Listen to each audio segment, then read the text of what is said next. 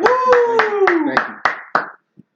170 years ago, one student would forever impact the lives of our future. During a time of exclusion, war, and poverty, this young student did the unthinkable. In 1850, the first ever Chinese international student attended a United States university. This young student, known as Young Wing, came from China in order to continue his studies and to strengthen his Chinese-U.S. relationships for the better. Young Wing grew up in the south of China near Macau. He was raised by a Christian missionary group where he was mentored by a Yale graduate by the name of Reverend Samuel Robbins Brown. Young Wing attended Yale in 1850, where he assimilated successfully as an English major and member of the Yale College football team. In fact, Young Wing helped his freshman football team beat the sophomores for the first time in Yale College football history. But it wasn't always blissfulness and accolades for Young Wing. In 1850, he was the only, and I quote, yellow student in a white world when he entered freshman year at Yale. He was ridiculed by his peers because of his looks and the way he dressed in his traditional Chinese clothing. However, Young Wing prevailed. He began to dress more like an American and to take advantage of becoming more fluent in English. By the time he graduated in 1854, Young Wing had won several awards for his academic work related to English. Then his junior year, Young Wing became a naturalized U.S. citizen because of how much effort he put into learning English and assimilating himself into American culture. He was so dedicated to being an American that he even applied to fight in the Civil War, but was sadly declined.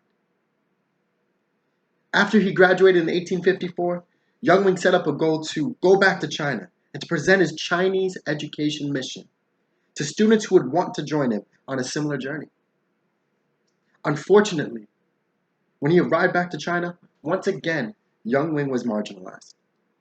Now that he spoke English better than Mandarin, and that he dressed more American than Chinese, many Chinese government officials denounced him.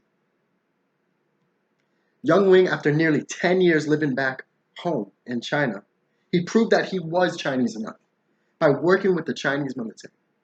By the 1870s, Young Wing prevailed once again by persuading Chinese students to join his Chinese education mission.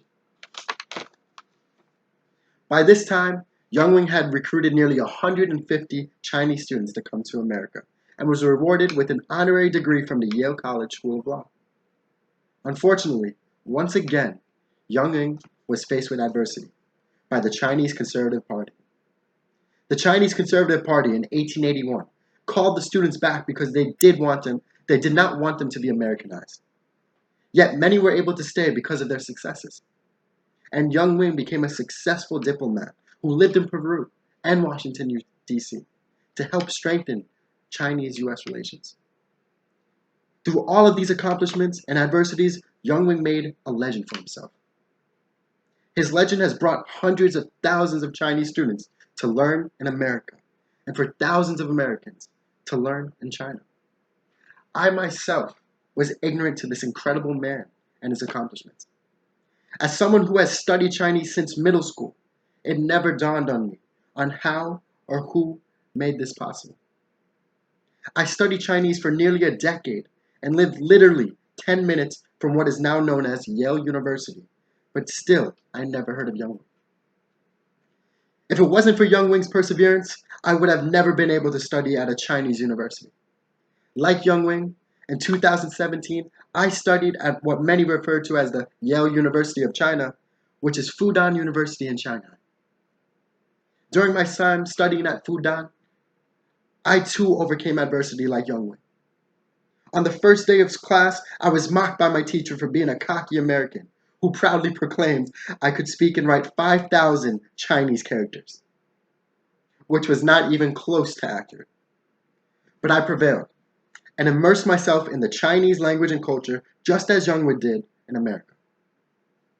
Also like Young Wing, I became a proud athlete when I joined the Fudan University lacrosse team. I coached and played with dozens of international students, mostly from China, who wanted to share a sport traditionally found and only popular in North America. When my time as an international student ended in 2018, I came back to the US And like Young Wing, the first thing I did was persuade my friends and family members to all study abroad, especially in China. And like Young Wing, I was laughed at.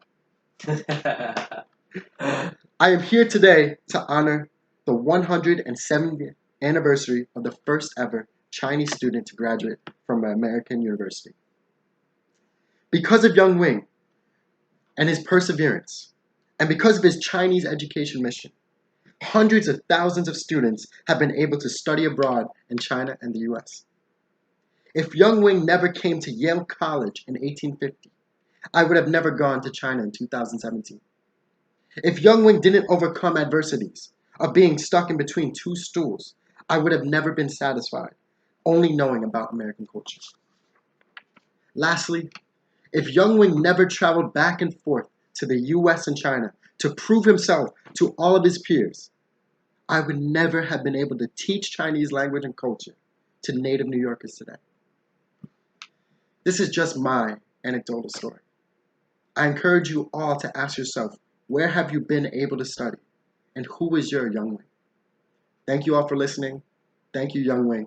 And may God bless you all.